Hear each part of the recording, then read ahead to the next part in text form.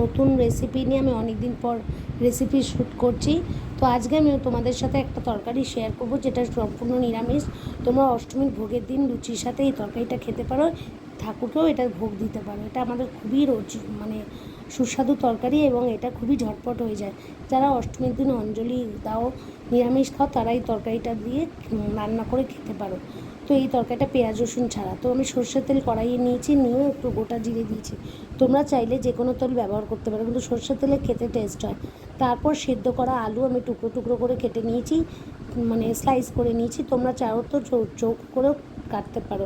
আলুটা সিদ্ধ করা হলে গ্যাসটাও বাঁচে এবং তরকারিটাও ভালো ভালো রান্না হয়ে যায় ভালোভাবে, কারণ উপোসের সময় আমাদের ঝটপট করে রান্না করে খেতে ইচ্ছে করে।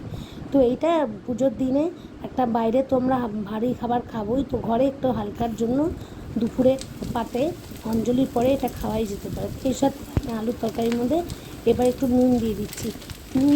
নুনের পরিমাণটা তোমরা একটু ঠিক মতো দেবে, কারণ অনেক সময় সিদ্ধ করার সময় তো আমরা নুন দিই, তাই এবার তার মধ্যে আমি হলুদ দিয়ে দিচ্ছি। তো এই যে তরকারিটা, এটা খুবই সিম্পল এবং এটা ভোগের খিচুড়ির সাথে, যে কোনো খিচুড়ি কিংবা রাধাবল্লভী পরোটার সাথে খেতে খুবই ভালো লাগে।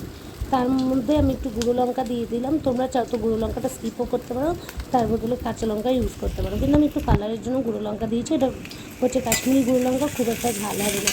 এবার আমি এই তরকারিটা নেড়ে নিচ্ছি ভালো করে, কারণ বেশি হতে তো সময় লাগবে না, কারণ আলুটা আগে থেকে আমাদের সিদ্ধ করা আছে।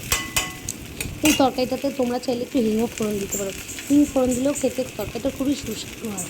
এবার এর মধ্যে আমি একটু আমচুর পাউডার দিয়ে দিচ্ছি, যাতে আমাদের একটু টক টক ভাব হবে আর খেতে খুবই সুন্দর হবে।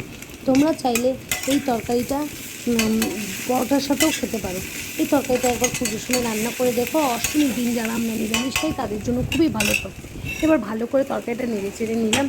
এবার আমার রান্নাটা প্রায় শেষের দিকে। এবার তোমরা চাও তো এই অবস্থাতেও রাখতে পারো, তবে আমি একটু জল দেবো বলে আমি বাটি করে এর মধ্যে একটু জল দিয়ে দিচ্ছি।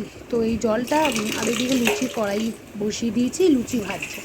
তো দেখো এই তরকারিটা আমার প্রায় হয়েই এসছে। এবার এর মধ্যে একটু জল দিয়ে দিলাম।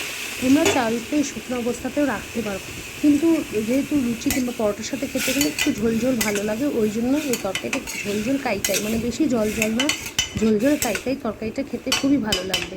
তো চলো, এই তরকারিটা খুবই ভালো রেসিপি, তোমরা একবার ট্রাই করে দেখতে পারো। এটা লুচি পরোটার যে কোনো তরকারি, যে কোনোর সাথে খেতে খুবই ভালো লাগে।